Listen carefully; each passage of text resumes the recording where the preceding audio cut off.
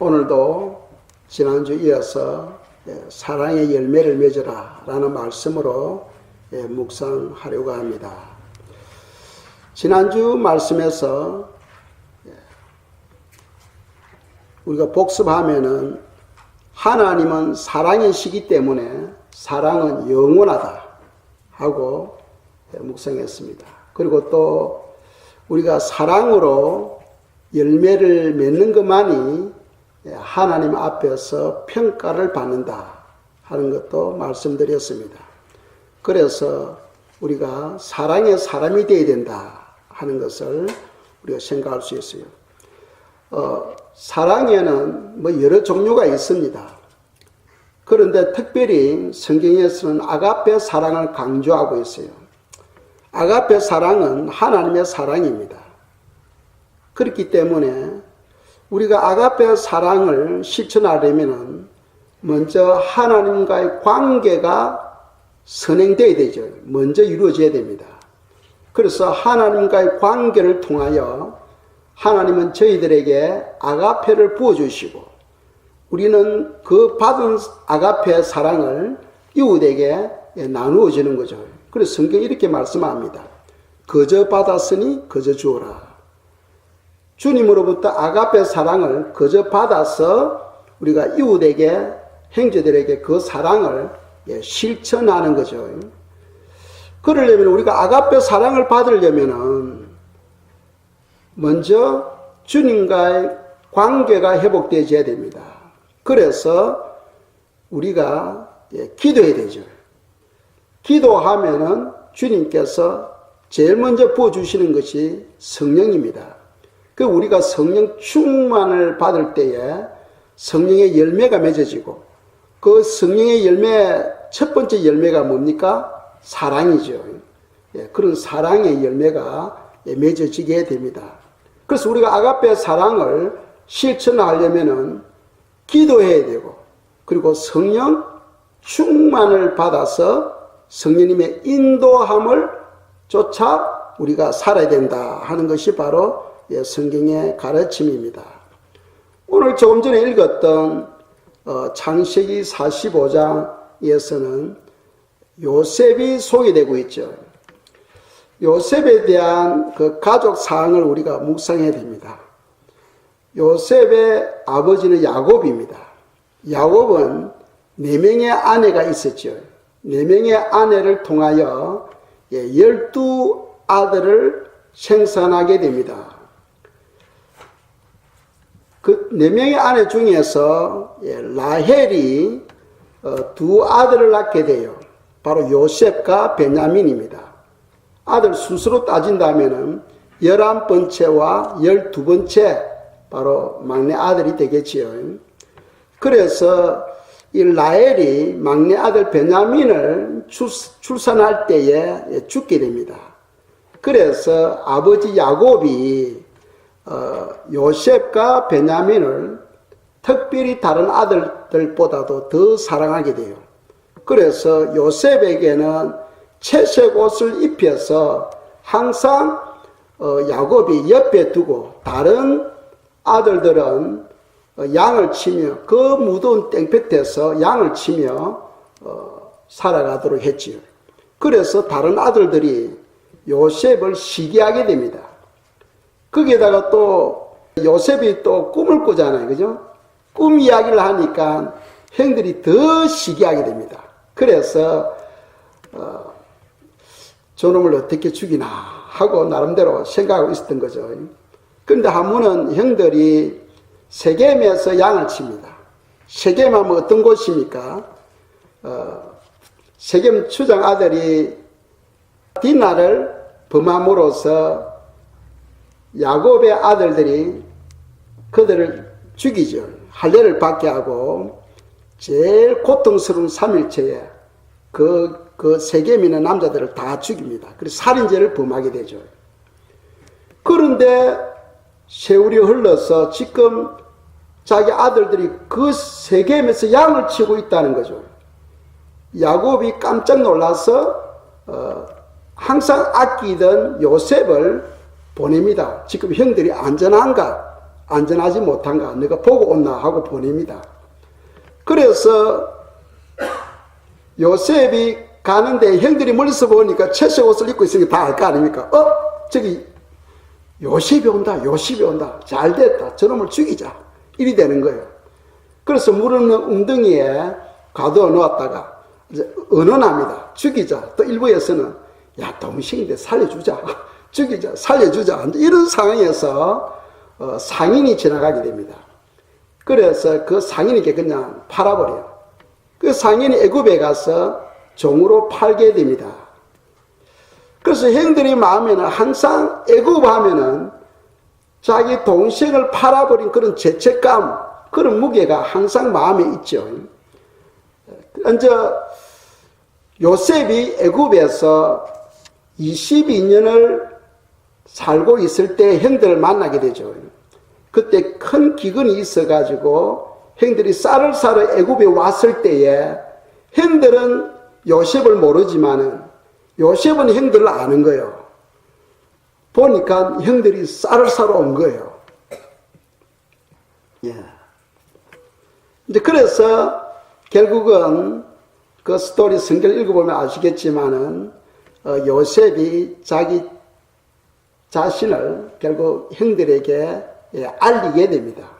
그 알렸을 때 놀라운 바로 그 장면이 오늘 저희들이 읽었던 장면이에요. 바로 45장 1절에서 8절까지 읽었던 장면입니다. 그러니까 예전에 하나님께서 요셉에게 주었던 그 꿈이 22년이라는 세월이 흐른 뒤에 그대로 이루어지는 거예요. 하나님께서 주신 비전은 반드시 이루어진다는 것을 성경 우리에게 가르치고 있다는 거죠. 그래서 요셉이 애굽의 형들을 만나기 전까지 종살이도 했고 옥살이도 했지 않습니까? 그러면서 형들에 대한 불평과 원망이 있을 만하죠. 그런데 성경에는 요셉이 형들에 대해서 불평했다, 원망했다는 말이 한 구절도 없어요. 한 구절도 없습니다. 오히려 요셉이 형들을 만났을 때에 형들이 나를 팔은 것이 아니고 하나님이 형들을 통해서 나를 이곳 애굽에 오게 했다는 거죠. 그 이유는 바로 장차 큰 기근이 오는데 그 기근 때에 우리 가족을 구원하기 위해서 하나님께서 나를 먼저 앞서 이곳에 보냈다는 거예요. 그래서 우리가 그 구절을 한 번 더 읽겠습니다. 창세기 45절에서 8절 말씀인데 한 번 더 읽겠습니다. 당신들이 나를 이곳에 팔았다고 해서 근심하지 마소서, 한탄하지 마소서. 하나님이 생명을 구원하시려고 나를 당신들보다 먼저 보내셨나이다. 이 땅에 2년 동안 흉년이 들었으나 아직 5년은 밭갈이도 못하고 추수도 못할지라 하나님이 큰 구원으로 당신들의 생명을 보존하고 당신들의 후손을 세상에 두시려고 나를 당신들보다 먼저 보내셨나니 그런즉 나를 이리로 보내니는 당신들이 아니요 하나님이시라. 하나님이 나를 바로에게 아버지로 삼으시고 그 온 집의 주로 삼으시며 애굽 온 땅의 통치자로 삼으셨나이다. 아멘. 자, 5절 한번 볼까요? 5절. 5절에 보면은 사실은 형들이 요셉을 팔았잖아요. 그런데 요셉의 형들에게 뭐라고 말합니까? 나를 당신들보다 먼저 보내셨나이다. 누가 보냈다는 거예요? 하나님이 보냈다는 거예요. 하나님이 형들을 통하여 나를 먼저 이곳 애굽에 보냈다는 겁니다. 그리고 7절에 보면은 나를 당신들보다 먼저 보내셨다. 하나님은 전후를 다 아시잖아요. 그 장차 큰 기근이 올 것을 생각하고 미리 요셉을 애굽에 보내시고 그곳에 안전하게 정착하도록 하고 그리고 가나안 땅에 있는 가족들을 애굽으로 인도해서 그 흉년을 지나게 하기 위해서라는 거죠. 그리고 8절에 보면은 그런즉 나를 이리로 보낸 이는 당신들이 아니요 하나님이시라. 결국 우리에게 주시는 교훈이 무슨 말입니까? 이 요셉은 범사에 하나님을 인정했다는 거예요. 그것이 바로 믿음의 사람입니다. 우리가 살아가는데 여러 가지 사건들도 있고 또 슬픈 일도 있고 기쁜 일도 있지 않습니까? 이 모든 일들이 우리는 육신의 눈으로 볼 때는 그냥 일어나는 사건 같지만은 그 뒷면에는 하나님이 역사하고 있다는 거죠. 우리가 알아야 됩니다. 우리는 하나님의 자녀입니다. 믿습니까? 하나님의 자녀에게는 사단이 손을 못 대요. 하나님이 우리를 보호하고 지켜주시기 때문에 사단이 손을 못 대요.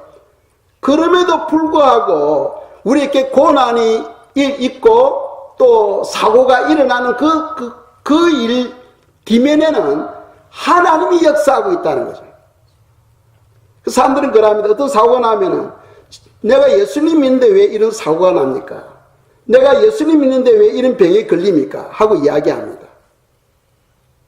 예수님의 제자들이 예수님과 함께 갈릴리를 배 타고 지나가고 있을 때 큰 강풍이 와서 배가 침을 하려고 하는 거죠. 우리가 생각할 수 있어요. 그 배에 예수님이 계시는데 왜 그런 일이 일어날 수 있느냐는 거죠. 그런데 하나님이 함께 계셔도 고난은 온다는 거예요. 이해가십니까? 우리가 신앙생활 잘 해도 질병이 올 수도 있고 여러 가지 고난, 고통을 만날 수 있다 하는 것을 성경은 말씀하고 있어요. 왜? 그래서 우리가 히브리서 12장 11절에 보면은 하나님은 우리를 징계하시는데 징계하시는 목적이 뭐냐면은 우리를 알고 의의 열매와 평강의 열매를 맺도록 하기 위해서라는 거죠. 그러니까 하나님 보실 때는 우리 속에 의의 열매를 맺지 못하고, 즉 말씀 순종이죠. 그리고 평강의 열매, 늘 두려워하며 세상을 염려하며 죽음에 대해서 두려워하고 질병에 대해서 두려워하고 떨며 살아가는 그런 영혼들에게 주님께서는 어떤 징계를 통해서 믿음을 격상시키는 거예요. 그리고 그런 영혼들에게 그런 환난을 통하여 평안을 주기 위해서라고 성경은 말씀하고 있어요. 그러니까 우리에게 여러 가지 일어나는 모든 일들은 그 사건 뒤에는 누가 계신다는 거예요? 하나님이 계신다. 그것을 바로 요셉은 절대적으로 믿고 자기를 팔았던 형들 원망하지 않고, 형들이 나를 애굽의 종으로 팔았지만은 그 뒤면에 하나님께서 역사하셨다는 거죠. 그래서 성경에 이런 말이 있죠. 합력하여 선을 이룬다. 합력하여 선을 이룬다. 좋은 일도 있고 슬픈 일도 있고 고통스러운 일도 있고 기쁜 일도 있지만은 그 모든 것이 어우러져서 하나님의 뜻을 이루어 간다는 거죠. 그래서 우리는 범사에 하나님을 인정하는 그러한 믿음을 가져야 되겠습니다. 그래서 우리가 어떤 어려움이 있을 때에, 즉 요셉을 보면은 형들이 자기를 종으로 팔았어요. 그래서 22년 동안 애굽에서 엄청난 고생을 하죠.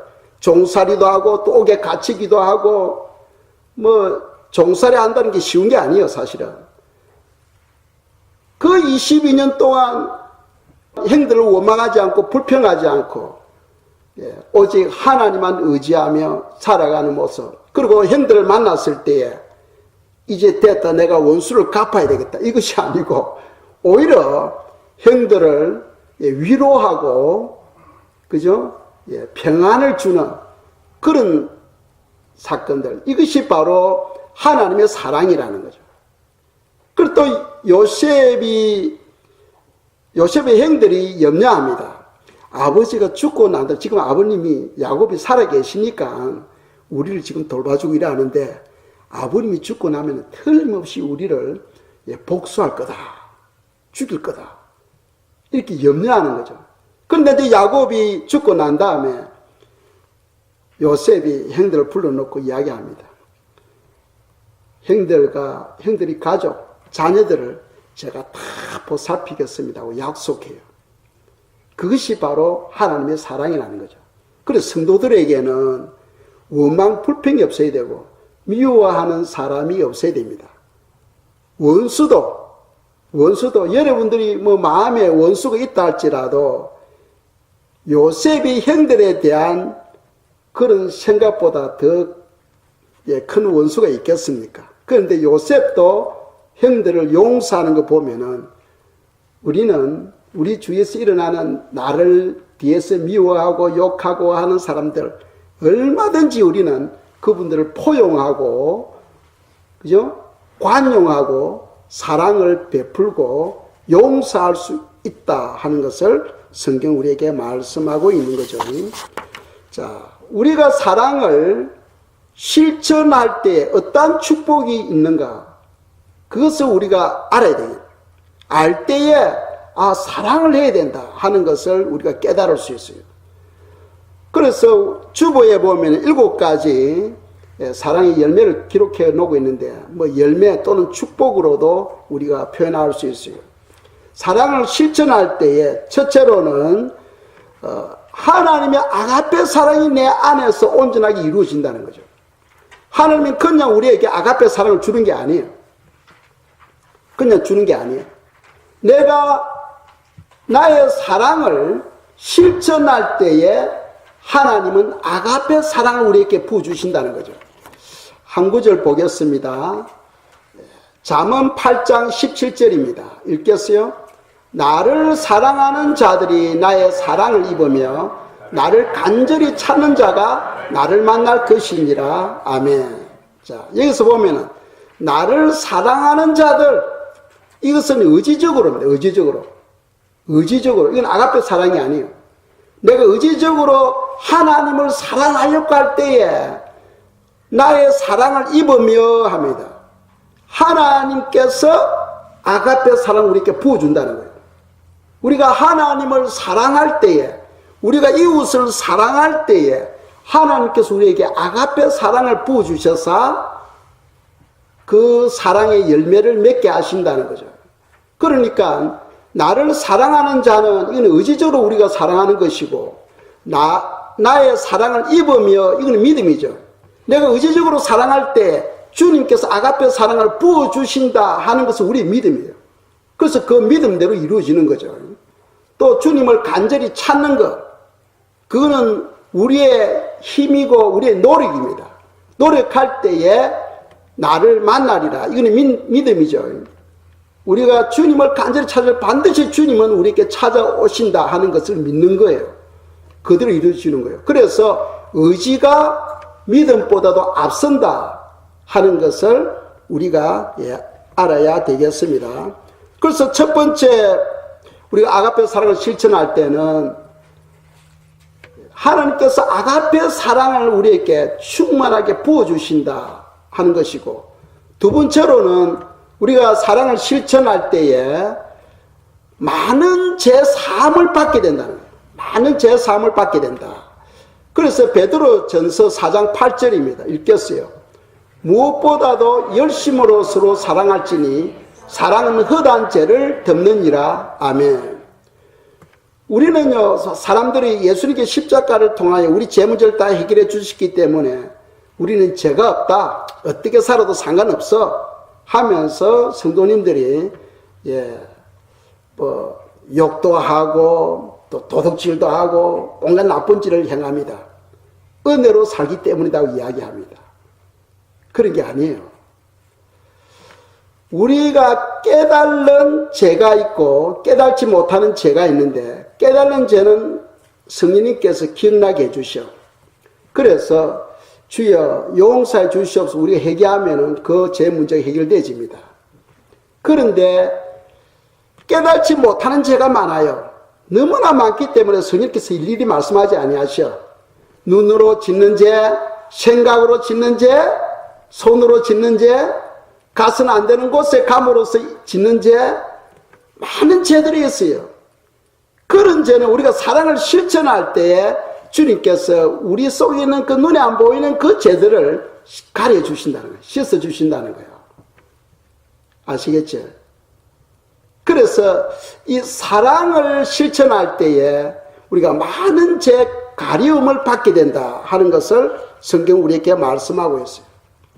세 번째 복은 무엇이냐 하면은 사랑을 실천할 때에 우리가 계명을 완성하게 됩니다. 하나님의 계명을 완성하게 돼요. 사람들은 그래요. 신약 시대에서는 은혜로 살기 때문에 계명은 율법이니까 지킬 필요가 없다고 말합니다. 그래서 지난주 제가 예를 들었죠. 십계명을 예를 들었죠. 오늘날 많은 사람들이 십계명은 그 율법이니까 버립니다. 그런데 1계명에서 10계명까지 하나하나 조목 다 따져보세요. 그게 버리면 신앙을 버리는 거예요.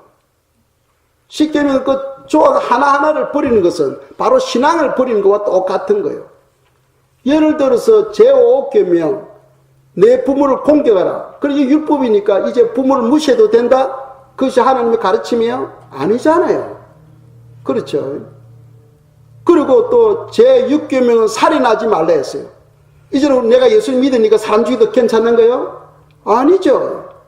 아닙니다. 계명 그대로 존재하는 거예요. 그대로 존재하는 거예요. 그런데 많은 사람들이 구약과 신약을 잘못 이해하고 있는 거죠. 구약은 율법이니까 이제 끝났고 구약 백성들은 열심히 율법을 지키려고 하니까 다 실패했다는 거예요. 그 우리는 신약 성도들은 은혜로 살아간다. 그러니까 이제는 율법하고는 상관이 없다. 이렇게 말하는데 그거는 은혜를 잘못 이해하고 있는 거죠. 왜 그러냐 하면은 예수님께서 마태복음 5장 17절에서 이런 말씀을 해요. 내가 온 것은 율법이나 선지자를 폐하러 온 것이 아니요 오히려 율법을 완전하게 하기 위해서 오셨다고 말씀하고 있어요. 많은 사람들 율법을 없애기 위해서 주님께서 오셨다고 생각합니다. 아니에요. 마태복음 5장 17절에서는 율법이나 선지자를 폐하러 온 것이 아니고 완전하게 하기 위해서 오셨다고 성경 분명히 말씀하고 있어요. 그렇다면 우리가 어떻게 완전하게 될 수 있어요? 구약과 신약의 차이점은 구약은 자기 힘과 노력으로서 율법을 지키려고 했지만은 신약은 그렇게 되는 게 아니에요. 신약은 주님을 사랑할 때에 주님의 아가페 사랑이 나에게 부어지게 되면은 율법은 완성되어 버리는 거예요. 완성된다는 것은 저절로 지켜지게 된다는 거예요. 저절로 지켜지게 된다는 거예요. 그걸 알아야 됩니다. 오늘날 많은 사람들이 그걸 이해를 못하고 있어요. 우리가 로마서 13장 10절입니다. 읽겠습니다. 사랑은 이웃에게 악을 행하지 아니하나니 그러므로 사랑은 율법의 완성이니라. 아멘. 이 하나님의 사랑이 내게 임하면은 악을 행할 수가 없어요. 하나님께서 내 속사람 생각을 바꿔버려. 선한 양심으로 바꿔버려. 그러니까 악한 생각, 악한 행동 이것을 할 수가 없게 돼버려요. 이해가시죠? 그러니까 은혜로 지킬 필요가 없다. 이것이 아니고 하나님의 사랑이 임하게 되면 율법은 저절로 지키지. 저절로. 옛날에 미워졌던 사람이 그냥 반가운 사람으로 사랑스러운 사람으로 마음의 생각이 바뀌어버려요. 마음의 생각이. 그래서 우리가 성령을 받게 되면은 성령 충만을 받으면 성령의 열매가 나타나죠. 그 첫 번째 열매가 뭡니까? 사랑이지 않습니까? 사랑과 희락과 화평, 그죠?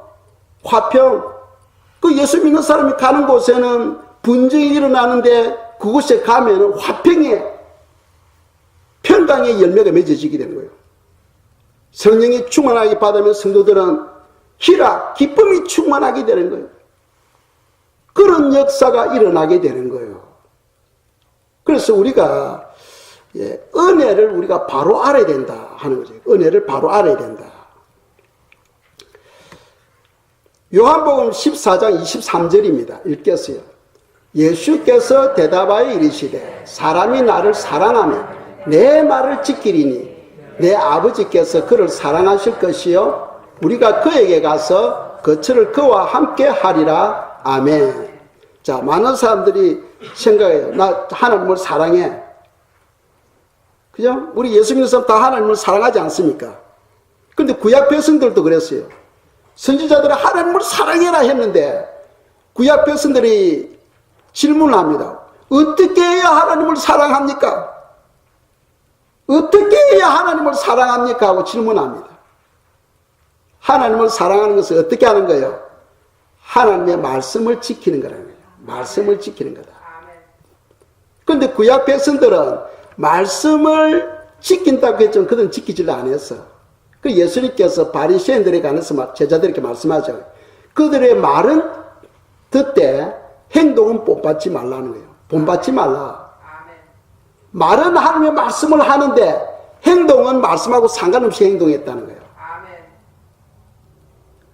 지킬 수가 없어. 우리도 지킬 수가 없어. 그런데 어떻게 하면 지키진다 했어요? 성령을 받으면 지키진다 그랬어요. 그래서 성령 충만을 받기 위해서 쉬지 말고 기도해라 하는 것이 성경의 가르침이에요. 우리가 기도할 때 오순절날 성령이 임하지 않습니까? 그죠? 성령이 임했죠. 뭐 하다가 성령을 받았어요? 11도 그들이 간절히 기도했을 때에 하늘이 열리면서 성령이 임했지요. 그래서 우리가 성령 충만을 받으면은 충만한 성령을 받으려면은 기도해야 된다 하는 거예요. 기도해야 된다. 기도하면은 성령 충만을 받게 되고 성령 충만을 받게 되면은 이 모든 율법이 그냥 저절로 다 지켜지는 거예요. 저절로. 왜? 하나님의 사랑이 내 속에 임해버리면은 악을 행할 수가 없어요. 악을. 죄를 지을 수가 없어요. 사랑이 없기 때문에 죄를 짓지. 그래서 내 속 사람이 예수 믿어도 변화되지 아니한다 할 때는 나에게 지금 성령 충만이 필요하다 하는 것을 깨달아야 돼요. 성령 충만을 받으면은 우리가 속 사람이 변화되어지고 율법을 완성하는 그런 축복을 얻게 됩니다. 네 번째로 사랑을 실천할 때는 예수님의 제자가 된다. 예수님의 제자가 된다. 요한복음 13장 35절입니다. 읽겠어요? 너희가 서로 사랑하면 이로써 모든 사람이 너희가 내 제자인 줄 아리라. 아멘. 예수님의 제자가 된다는 거예요. 뭐 할 때? 하나님을 사랑하면, 우리가 또 서로 사랑하면, 우리가 서로 사랑할 때에 세상 사람들이 보고요. 야, 저 사람은 진짜 예수 믿는 사람이구나 하고 생각하게 된다는 거예요. 그리고 또 말을 하게 되고 그것을 통해서 하나님께서 영광을 받으신다는 거죠. 성경 말씀하고 있지 않습니까? 먹든지 마시든지 무엇을 하든지 하나님의 영광을 위해서 하라 하고 말씀하고 있어요. 사도행전 11장 25절 26절 말씀입니다. 읽겠어요? 바나바가 사울을 찾으러 다소에 가서 만나며 안디옥에 데리고 와서 둘이 교회에 1년간 모여 있어 큰 무리를 가르쳤고 제자들이 안디옥에서 비로소 그리스도인이라 일컬음을 받게 되었더라. 아멘. 자, 바나바가 사울을 모시고 온 거죠. 안디옥 교회에. 저때 사울이 아직 세례명을 받기 전입니다. 세례명이 바울인데 바울이라는 세례명을 받기 전에요. 이제 사울이라고 불렀어요. 사울이 예수님을 만나고 회심했습니다. 완전 바뀌었어요. 바뀌었는데 사람들이 이 사울을 가까이 하지 않는 거예요. 왜? 저 예수 믿는 채 하면서 그리스도인들이 누구인지 다 파악하고 난 다음에 고발하려고 한다. 그래서 사람들이 무서워하는 거예요. 의심해가지고 사울을 가까이 하지 않는 겁니다. 그런데 바나바가 믿음으로 사울에게 찾아가는 거예요. 찾아가서 사울을 안디옥 교회에 모시고 옵니다. 왜 바나바가 모시고 오냐면은 사울은요, 신앙에 대해서 특출한 사람이죠. 학문도 있고 가문도 있고 또 로마 시민권도 가지고 있고 이 모든 것을 다 갖추고 있는 하나님의 귀한 그런 그릇이에요. 그래서 바나바가 사울인데 가서 모시고 오가지고 안디옥 교회에서 사람들을 가르치게 합니다. 무엇을 가르쳤을까요? 사랑을 가르치는 사랑을.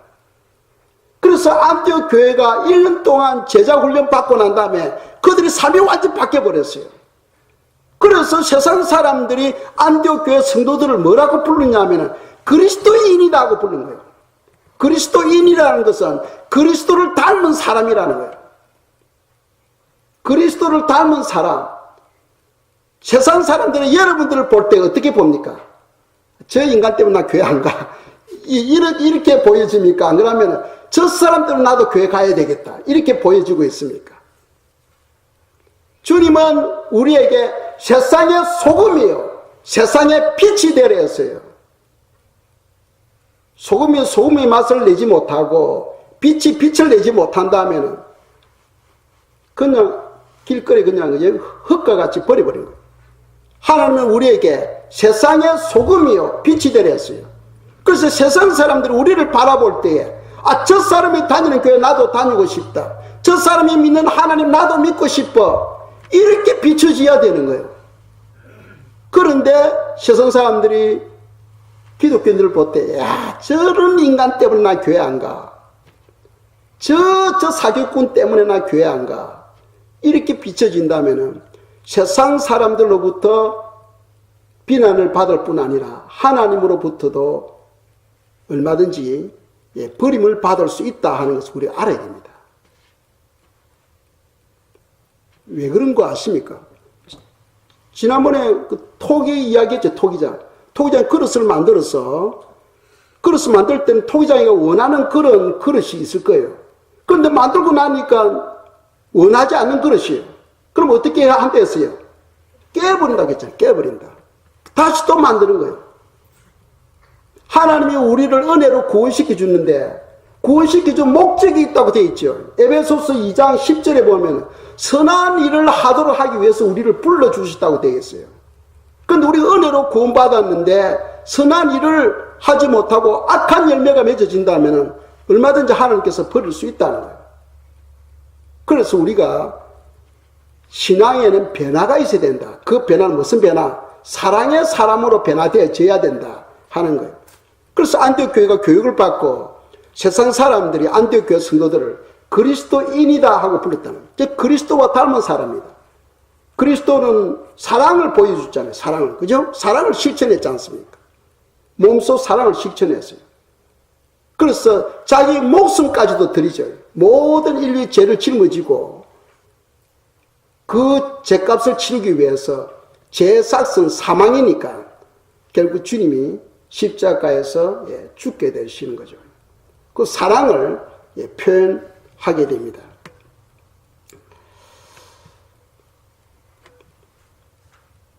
우리가 신앙생활 하는데 많은 사람들은 예언 받기를 원하고 귀신 쫓아내는 능력 받기를 원하고 막 엄청난 모세와 같은 그런 능력을 원해. 우리가 살아가는데 그런 능력도 필요해요. 그 도구거든. 그런 도구가 있으면은 신앙생활 하는데 많이 편안합니다. 그리고 쉽게 열매를 맺을 수 있어요. 그런데 그것이 목적이 되어서는 안 된다는 거예요. 우리의 목적은 사랑이에요, 사랑. 왜? 하나님이 사랑이시고, 우리가 사랑의 열매를 맺을 때만이 하나님 앞에서 그것으로 평가를 받기 때문이에요. 그래서 마태복음 7장 21절, 22절에 보면은 이런 이야기가 나오죠. 예수님 이름으로 선지자 노릇하고, 예수님 이름으로 귀신도 쫓아내고, 예수님 이름으로 능력을 행하였습니다 하니까 주님이 뭐라고 말합니까? 난 너희들 모른다는 거예요. 난 너희들 모른다. 저 무슨 말이냐 하면은 귀신 쫓아내고 능력을 행하고 예언하고 그것이 잘못된 것이 아니고 그 사람들이 신앙의 목표는 그거였다는 거예요. 이해가십니까? 그 사람들의 신앙의 목표는 능력이었고 예언이었고 그런 게였다는 거예요. 우리의 신앙의 목표는 뭐가 되어야 됩니까? 사랑의 사람이 됩니다. 사랑의 사람. 사랑의 사람이에요. 그래서 빌라델피아 교회는 적은 능력을 가지고서도 내 말을 지켰다는 거예요. 즉 사랑을 지켰다는 거예요. 그래서 가장 큰 축복을 받지 않습니까? 하나님 나라의 성전에 기둥에 그런 엄청난 보직을 받게 되는 거죠. 직분을 받게 되는 거죠. 하나님 나라의 기둥적인 기둥의 역할, 그런 직분을 받게 되는 거예요. 그것보다 더 큰 직분이 어디 있어요? 하나님의 나라에, 하나님의 성전의 기둥이 된다. 기둥이라는 의미를 아시겠죠? 우리 등대교회에, 저 사람은 우리 등대교회의 기둥이다 하는 그런 의미를 아시겠죠? 그만큼 그 사람이 빠지면 그 교회가 무너지는 거예요. 우리 모두가 다 기둥이 돼야 돼요. 우리 등대교회에 여러분들이 다 한 사람 한 사람이 우리 교회의 기둥이 되어줘야 돼요. 그 사람이 없으면 안 될 정도로 그런 중요한 그런 직분의 역할을 감당해야 되겠죠. 그래서 하나님이 성도들에게 요구하는 부분은 뭐냐면 사랑의 사람으로 변화되어지는 거예요. 사랑의 사람으로. 하나님이 사랑이시고 사랑은 영원하고 사랑으로 맺어진 열매만이 주님 앞에 갔을 때 평가를 받는 거예요. 그만큼 사랑이 중요합니다. 우리가 사랑을 실천할 때 하나님의 말씀을 완성하게 되고 사랑을 실천할 때에 예수님의 제자가 된다 하는 것이 성경 가르침입니다. 또 사랑을 실천할 때 우리가 넉넉한 구원을 받게 된다. 넉넉한 구원. 아니 예수님 믿으면 다 구원받는데 뭐 또 거기에 넉넉한 구원이 있고 또 부끄러운 구원이 있어 하고 이야기합니다. 성경이 그렇게 가르치고요. 성경이. 베드로후서 1장 11절입니다. 읽겠습니다.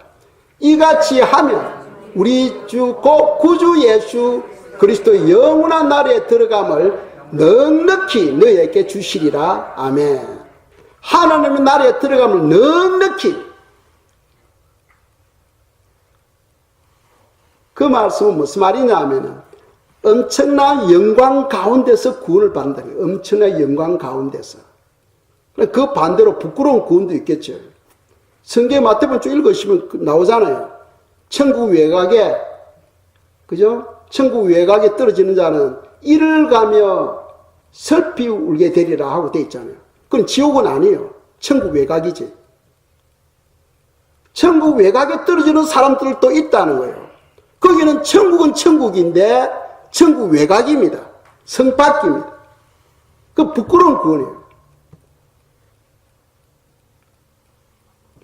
성경을 읽지 않으니까 구원받으면 다 똑같이 영광 가운데 구원받는 사람이 있고 부끄러운 구원받는 사람이 있고 하고 이야기합니다. 성경이 그렇게 말씀하고 있어요. 또 성경에는 상급이라는 이야기를 하고 있잖아요. 상급. 다 똑같이 구원받으면 상급이라는 단어가 왜 필요합니까? 상급을 받는 사람과 안 받는 사람이 차이가 나잖아요. 똑같은 거예요. 그래서 11절에서 이같이 하면 했어요. 도대체 이같이 하면 무슨 말입니까? 그렇다면 베드로후서 1장을 읽어야 되겠죠. 1장 5절에서 7절까지 말씀입니다. 읽겠어요? 그러므로 너희가 또 힘써 너희 믿음의 덕의 지식의 절제를, 절제의 인내를, 인내의 경건의 행제우애의 사랑을 더하라. 아멘. 사랑을 더하라. 이것이 바로 아가페 사랑입니다. 너희들이 이같이 5절에서 7절 이같이 하면은 넉넉한 구원을 얻는다는 거예요. 넉넉한 구원. 즉 영광 가운데 구원을 얻게 된다는 거죠. 우리가 착한 행실로 말미암아 주님께서 우리에게 세마포를 준비하신 데 있죠. 세마포. 그렇죠. 하나님께서 성도들에게 주시는 세마포가 있는데 그 세마포는 빛난 세마포라고 이야기하고 있어요. 어떤 세마포는 빛이 없어. 어떤 세마포는 빛이 있어. 빛도 다 똑같은 빛이 아니에요. 달빛도 있고 형광등 빛도 있고 햇빛도 있고 다 빛이 달라요. 영광이 다르잖아요. 영광이. 하나님은 사랑이시라 자기 백성들이 더 큰 축복 가운데 더 큰 영광 가운데 들어가도록 하기 위해서 우리를 계속 만지시는 거예요. 만지시고 인도하시고 또 다른 길로 가면 또 징계도 하시고 또 끌고 오기도 하시고 채찍질 하시고 하는 거예요. 왜? 사랑이기 때문에. 그분은 사랑이기 때문에.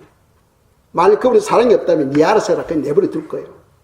그런데 그분은 사랑이기 때문에 끝까지 우리를 돌보시고 인도하시고 다른 길로 가면은 채찍질 하시는 거죠. 징계를 주시는 거예요. 그래서 우리가 사랑을 실천할 때 넉넉한 구원을 얻게 된다 하는 것을 성경은 우리에게 말씀하고 있다는 거예요. 또 우리가 사랑을 실천할 때 우리 마음에 있는 모든 두려움이 사라집니다. 요한일서 4장 18절입니다. 읽겠어요. 사랑 안에 두려움이 없고 온전한 사랑이 두려움을 내쫓나니 두려움에는 형벌이 있습니다. 두려워하는 자는 사랑 안에서 온전히 이루지 못하였느니라. 아멘. 우리가 예수님을 믿으면 예수님께서 우리에게 성령을 부어주시고 성령 충만 받으면은 우리 속에 있는 모든 어둠이 떠나버리고 모든 두려움이 떠나버려. 모든 염려, 근심, 걱정이 떠나버려. 그런데 나는 예수님 믿는데도 왜 두려움이 있어요? 죽음에 대한 두려움, 질병에 대한 두려움, 미래에 대한 두려움, 왜 이런 두려움이 있어요? 하고 질문할 수 있겠죠. 성령 충만을 받으라 하고 말씀해요. 성령 충만을 받으라. 우리가 예수님 믿을 때 성령이 임했어요. 이제 충만이 필요해요. 충만한 성령이 임하면은 성령님이 나를 다스리게 되는 거예요. 나를 주장하게 되는 거예요. 그럴 때 내 속에 있는 모든 두려움이 그냥 없어져 버려요. 성령의 열매가 두 번째가 뭡니까? 사랑과 희락이잖아요. 희락. 그죠? 사랑과 희락. 기쁨이 몰려오는 거예요. 성령 충만 받으면 내 속에 기쁨이 몰려오고 성도들이 늘 웃고 다니는 거예요. 성도들 얼굴 보면은 은혜가 있는지 없는지 그냥 알 수 있어요. 그래서 예수님의 제자들 다 순교하잖아요. 요한도 맹도로 살았지만 결국 순교한 것과 똑같은 거예요. 순교함에도 불구하고 그들이 담대히 자기 목숨까지도 하나님을 위해서 드릴 수 있는 게 뭐냐? 죽음에 대한 두려움이 없어져 버려요. 죽고 난 다음에 더 엄청난 영광 가운데 들어가거든. 그래서 성도들은 죽었다고 말하지 않고 잠잔다고 이야기하잖아요. 그죠? 잠잔다. 새로운 세계로 들어가는 과정입니다. 로마에 대박해가 있을 때에 베드로가 로마를 떠나죠. 박해 때문에 떠납니다. 떠났는데 노상에서 예수님을 만나게 돼요. 큰 빛이 앞에 막 대낮인데 비치는데 베드로가 묻습니다. 주여 누구시니까 하니까 내가 예수다. 내가 다시 십자가에 못 박히러 로마로 간다 하시는 거예요. 그래서 베드로가 주여 아닙니다. 제가 가겠습니다. 해가지고 베드로가 로마로 다시 돌아가는 거예요. 돌아가서 내가 바로 예수님의 제자 베드로다 하고 이야기합니다. 그래서 로마 병정이 베드로를 잡아서 십자가에 매달려고 하니까 잠깐만 나 같은 죄인이 어떻게 예수님처럼 그렇게 십자가에 매달려 죽을 수 있느냐는 거예요. 나를 거꾸로 매달아라. 그래서 베드로는 십자가에 거꾸로 매달려 죽지 않습니다. 거꾸로 매달려서 눈이 빠지고 해가 튀어나오고 그래도 그냥 기쁜 거예요. 왜? 그 속에 평강이 있기 때문에. 두려움이 없어져 버려요. 성령 충만 받으면 죽음도 이기는 거예요. 하나님은 그런 믿음을 갖기를 원하셔요. 그러려면 우리가 더 큰 성령 충만을 받아야 된다는 것을 말씀하고 있죠. 그래서 조금 전에도 말씀드렸지만 히브리서 12장 11절에 보면 하나님은 자기 자녀를 징계하시다고 되어 있어요. 징계하신다. 때로는 사고도 만날 수 있죠. 때로는 질병에 걸릴 수도 있죠. 왜 그렇습니까? 우리에게 의와 평강의 열매를 맺도록 하기 위해서다고 성경은 말씀하고 있어요. 의와 평강의 열매를 맺도록 하기 위해서. 의는 뭐예요? 말씀 순종이죠. 왜 평강의 열매를 맺습니까? 늘 삶에 대한 염려, 불안, 어떻게 살아갔고, 그리고 죽음에 대한 불안, 질병에 대한 불안, 그것 때문에 마음에 평강이 없어. 그런 사람께 하나님께 징계를 주시는 거예요. 연단. 우리가 철이 있으면 철을 불 속에 들어갔다 나오면은 더 강철로 바뀌잖아요. 그죠? 강철로. 그래도 단단하지 못하고 또 불 속에 되는 거예요. 불 속에 들어가면 들어갈수록 철은 더 강해지는 거예요. 그것처럼 하나님은 우리를 연단 속에 이어서 더 강한 믿음의 사람으로 바꾸고 가는 거죠. 그런데 우리가 말씀 안에서 믿음이 자라가고 말씀대로 순종할 때는 그런 연단이 필요 없어. 신앙생활 잘 하고 있는데 주님께서 왜 연단시키겠어요? 연단이 필요 없지. 그런데 주님을 안 따라가니까, 주님은 나를 따라오느라 했는데 우리가 안 따라가니까 주님께서 채찍질 하시는 거예요. 왜? 더 큰 열매를, 더 큰 복을 받도록 하기 위해서요. 지금은 모르겠지만은 장차 천국에 가서 우리가 이야기하면 주님 나를 더 강하게 훈련시켜서 더 큰 복을 받도록 하시지 않고 하고 후회할 수도 있다는 거예요. 하나님은 사랑이시니까 다 아시니까 우리를 억지로라도 끌고 가려고 징계를 주시는 거예요. 그래서 온전한 사랑은 두려움을 내쫓고 하나님께서 우리에게 평안을 주신다 하는 것이고, 그리고 로마서 14장 17절 보면은 하나님의 나라는 먹는 것과 마시는 것이 아니요 오직 성령 안에 있는 의와 평강과 희락이라 되죠. 성령 안에 있는 이 말입니다. 성령 안에 성령을 충만 받으면은 의의 열매가 나타나고 평강의 열매가 나타난다는 거예요. 희락의 열매가 나타난다는 거예요. 평강이 없으니까 두려움이 오죠. 두려움이 오는 이유는 뭡니까? 성령 충만을 받아야 된다 하는 것을 성경 우리에게 말씀하고 있어요. 자, 마지막으로 사랑을 실천하면은 하나님의 성품에 참여하게 됩니다. 베드로후서 1장 4절입니다. 읽겠어요? 이로써 그 보배롭고 지극히 큰 약속을 우리에게 주사 이 약속으로 말미암아 너희로 정욕을 인하여 세상에서 썩어질 것을 피하여 신성한 성품에 참여하는 자가 되게 하려 하셨으니 아멘. 신성한 성품, 결국 하나님의 성품을 말합니다. 우리가 하나님의 사랑이니까 우리가 사랑의 사람으로 바뀌어지는 것, 바로 하나님의 성품에 참여하는 거죠. 하나님의 성품에 가까우면 가까울수록 더욱더 하나님과 치밀해지는 거예요. 그리고 신앙은 사랑으로 변화되어지는 거예요. 사랑으로. 그래서 사랑이 가장 큰 계명이다 하고 예수님께서 말씀하셨죠. 이것보다 더 큰 계명이 없어요. 가장 큰 계명이다. 어떤 은사들보다 더 가치 있고 더 보람된 말씀이죠. 그래서 우리 등대교회 성도님 기도할 때 주여 사랑의 사람으로 변화되게 해주시고 사랑을 실천하는 하나님의 자녀가 되게 해달라고 이 시간 기도드리겠습니다. 기도하겠습니다. 사랑의 하나님 감사합니다. 우리가 사랑을 실천할 때에 아버지 7가지 또 열매를 저희들이 묵상했는데 하나님 저희들을 붙잡아 주셔서 사랑의 사람으로 아름답게 변화되어지게 해주시고 우리 모두를 축복해 주셔서 장차 주님 앞에서 큰 영광과 기쁨을 얻도록 붙잡아 주시옵소서. 예수 그리스도 이름으로 기도드렸습니다. 아멘.